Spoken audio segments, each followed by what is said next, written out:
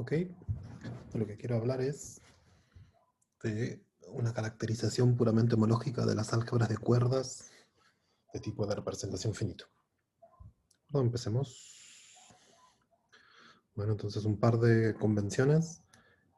Voy a fijar un cuerpo de base que va a ser algebraicamente cerrado y va a ser importante porque voy a hacer geometría algebraica.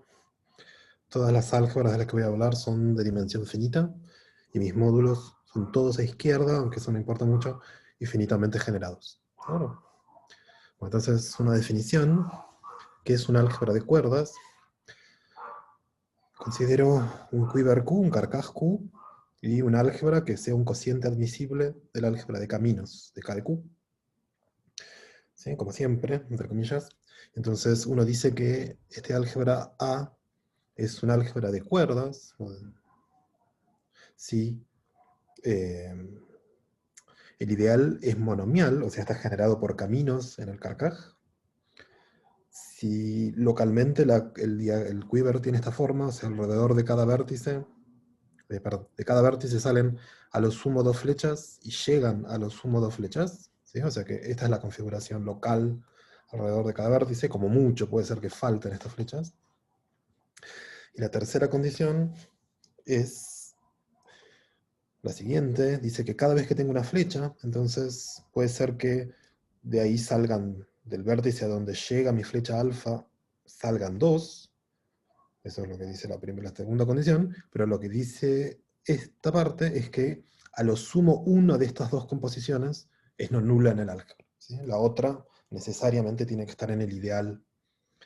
Y lo mismo la versión dual, ¿sí? Pues si estas dos flechas se pueden componer con alfa, entonces a lo sumo una de las dos no pertenece al ideal.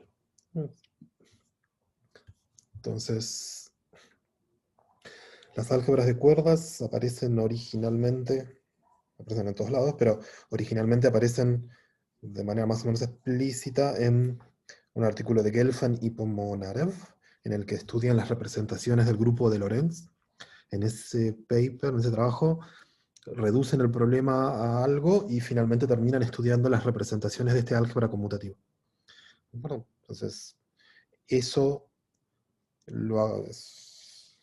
hay varios autores en el medio, pero un lugar a donde uno puede ver el siguiente paso, digamos, es un artículo de Ringel muy bonito, en el que describe las representaciones modulares, en un cuerpo de característica 2, de grupos diedrales de orden potencia de 2. Bueno, es una categoría no semisimple, complicado, y esencialmente lo que hacen es lo que hace Ringel es agarrar la construcción de Gelfand y Pomonarev y la generaliza un poco. Y un poco más tarde, ya era medio, creo que es medio folclórico, pero creo que la referencia estándar para esto es un artículo de Butler y Ringel, en el que describen explícitamente, para las álgebras de cuerdas en general, todos los módulos indescomponibles. Y no solo hacen eso, sino que describen todas las sucesiones de Aulander-Reiten en la categoría de módulos. ¿De acuerdo? Esos son como los tres papers fundadores de la teoría de cuerdas. Eh, un álgebra de cuerdas es un caso particular, o sea, la clase de las álgebras de cuerdas está contenida adentro de las álgebras, de las álgebras biseriales especiales, que tiene una larga tradición, ¿sí? Que viene de la teoría de representaciones de grupos, pero bueno, hay toda una lista de papers viejos y no tanto, ¿sí? De Auslander, Reiten, Skowronski, etc., un montón. Y aparte, por otro lado, la clase de las álgebras de cuerdas contiene a la clase de las álgebras gentiles. ¿De acuerdo? Las álgebras gentiles aparecen originalmente en un trabajo de Asem y Skowronski, que se trata de esto, de álgebras tilted iteradas de tipo AN, ¿de acuerdo? Y esta nube que está acá significa que hoy la literatura es inmensa y un montón de atención puesta en las álgebras gentiles porque resultó ser que esa clase de álgebras aparece en un montón de contextos importantes e interesantes. ¿De acuerdo? Entonces, las álgebras de cuerdas están acá en el medio. Ok, entonces, ¿qué sabemos de las álgebras de cuerdas? Ups. Hablando de sus representaciones, bueno, como decía recién, del artículo ese de Ringel y Butler, da una descripción explícita de todos los módulos indescomponibles. Se describen en términos de ciertas configuraciones bastante sencillas en el quiver, que tienen en cuenta las relaciones, por supuesto, que se llaman strings y bands. ¿Sí? Del string este viene, de ahí viene lo de cuerdas. ¿Sí? Mucho en este momento no nos importa. En particular se deduce de la descripción explícita de todos los módulos que la teoría de representación de un álgebra de cuerdas siempre es mansa. Y más aún es fácil ver, mirando el quiver, digamos, y las relaciones, cuando el tipo de representación es finito, eso es fácil, esencialmente no tiene que haber ningún band, y de tipo doméstico. ¿Sí? Doméstico lo que significa es lo siguiente, lo voy a usar después, así que lo menciono. Un álgebra es mansa cuando esencialmente tiene un número finito de módulos de tipo de representación, ¿cómo es? Un número finito de familias monoparamétricas de módulos indescomponibles en cada dimensión. Que sea doméstico significa que el número de esas familias está acotado independientemente de la dimensión. ¿De acuerdo? Es que está bien, hay muchos módulos de tipo de representación infinito, pero es casi lo más chico posible que puede ser dentro de infinito. ¿De acuerdo? Entonces, siempre es mansa y es fácil ver, fácil decidir cuándo es finito o doméstico el tipo de representación. El siguiente cosa, que es lo importante, que decíamos recién de Ringel y Butler, ellos describen completamente las sucesiones de Outlander-Rayleigh. ¿Sí? Si uno le da un módulo indescomponible, es fácil saber cómo construir explícitamente la sucesión de Outlander-Rayleigh en que termina o que empieza en ese módulo. Y aparte, sabemos cómo son las componentes conexas del carcaj de Outlander-Rayleigh. ¿Sí? Sabemos, entre comillas, porque pueden ser extremadamente complicadas, pero bueno, si uno tiene un módulo, uno puede armarlo, y hay cierta información, debido a Ringel y otra gente, sobre de qué forma tienen las componentes. ¿Sí? O sea que la teoría de representación de las álgebras de cuerdas realmente la conocemos bastante bien, o la conocen bastante bien.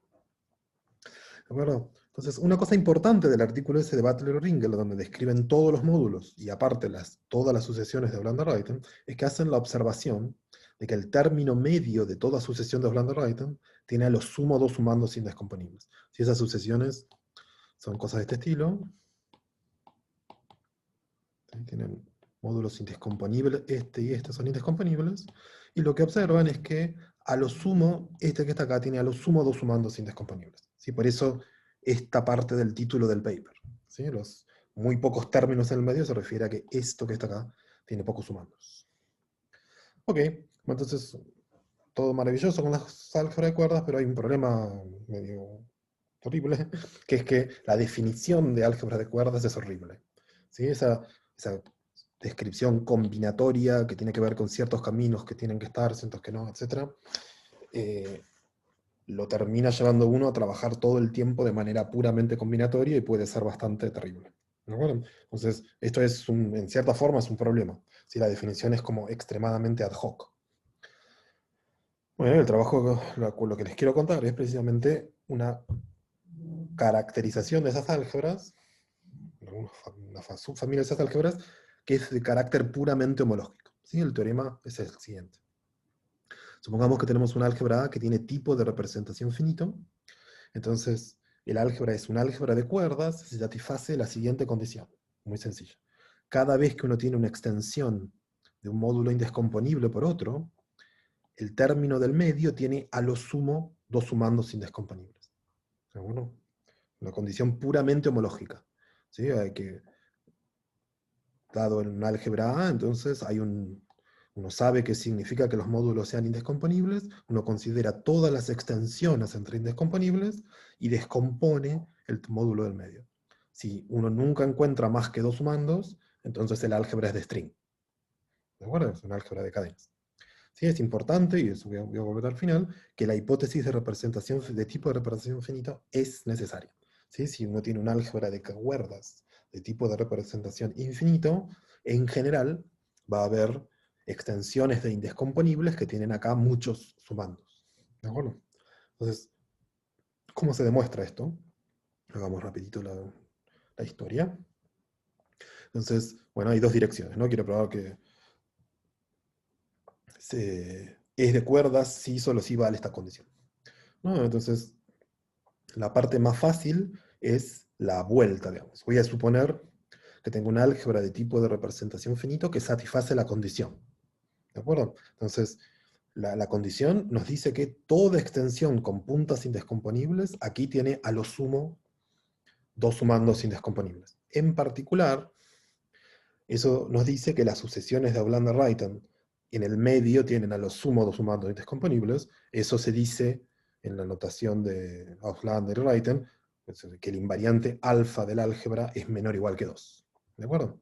Entonces, las álgebras que tienen alfa menor o igual que 2 fueron exhaustivamente estudiadas en una serie larga de trabajos clásicos a esta altura del partido, de Skovronsky y varios coautores, y Aulander y Ruyten. ¿De acuerdo?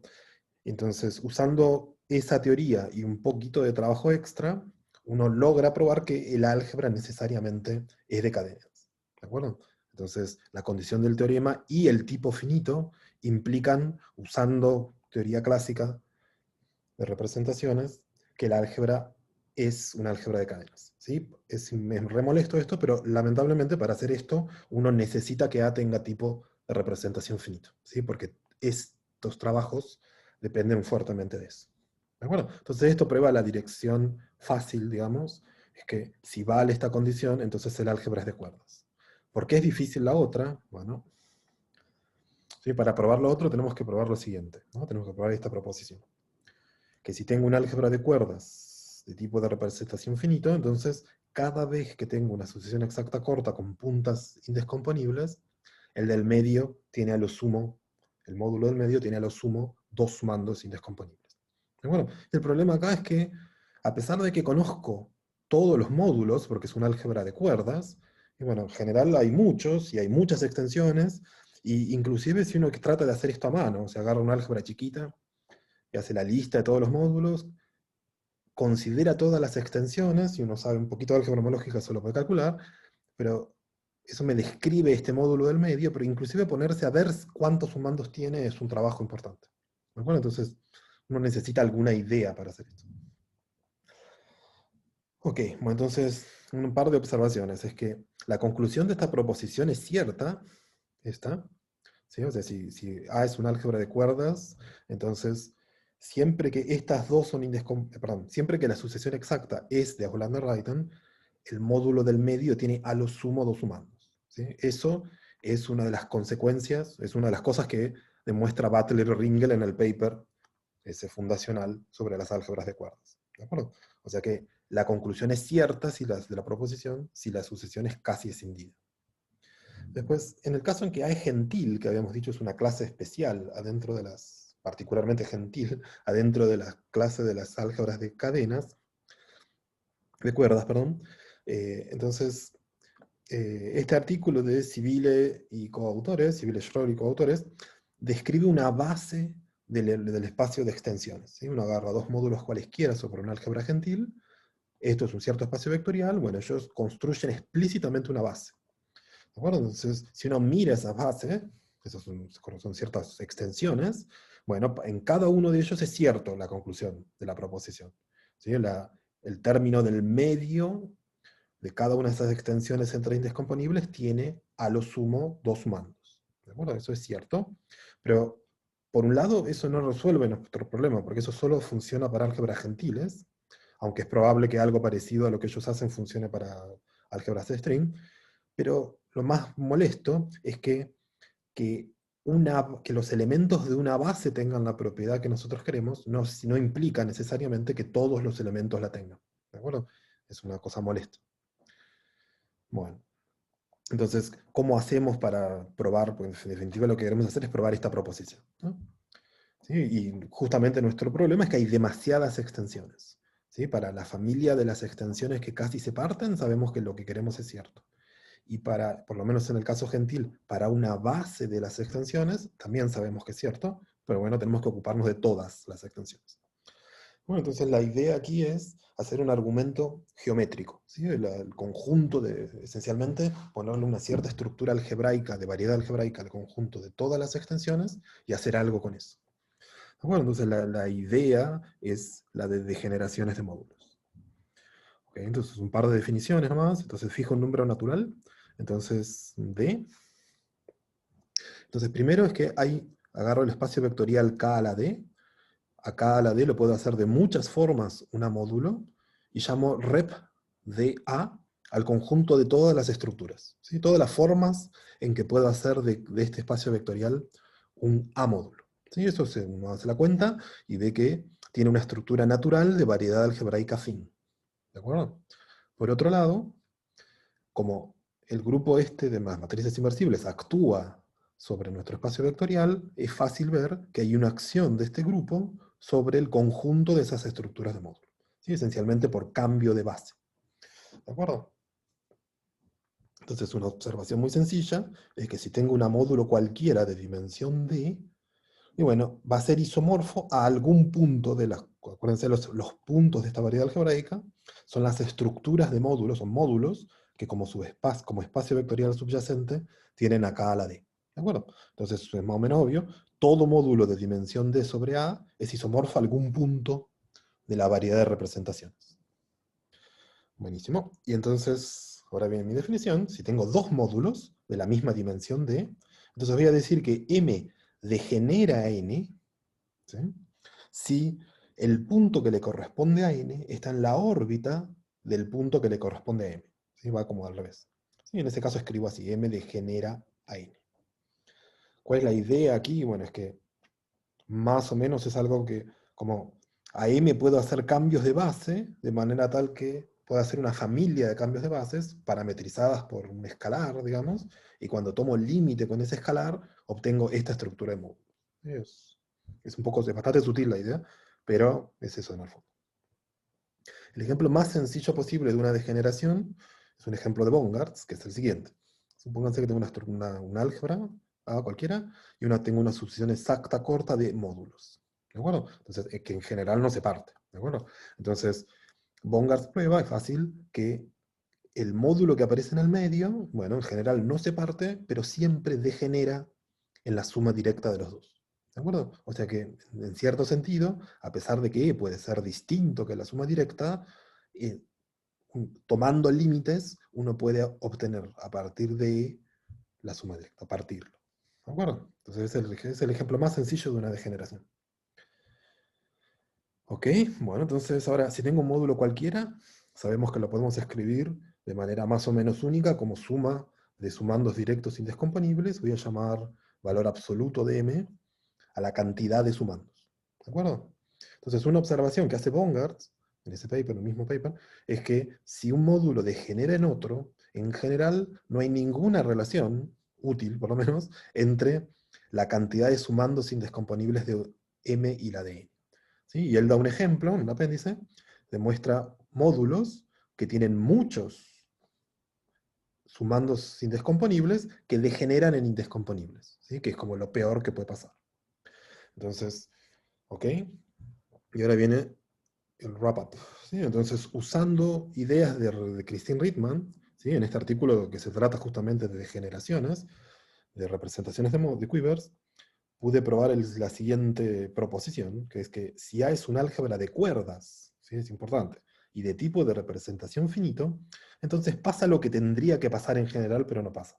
Si un módulo degenera en otro, entonces tiene menor o igual cantidad de sumandos que el límite.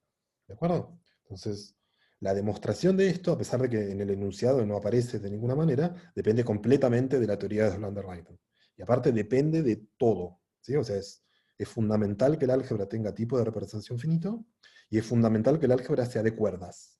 ¿Sí? O sea, es como, no hay nada que uno pueda mover en esa proposición. Por lo menos en la prueba que tengo.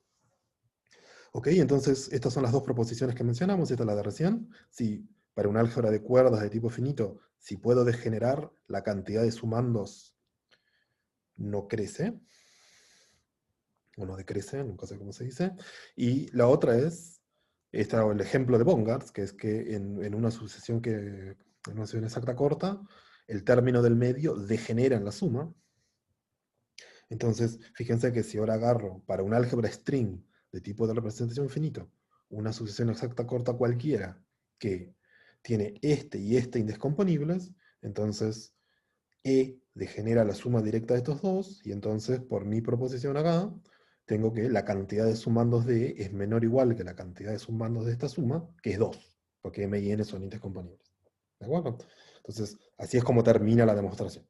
En el medio, ¿sí? Hay geometría algebraica escondida, no se nota, pero esto que está acá es un teorema geométrico, ¿sí? Tiene que ver con la variedad de representaciones.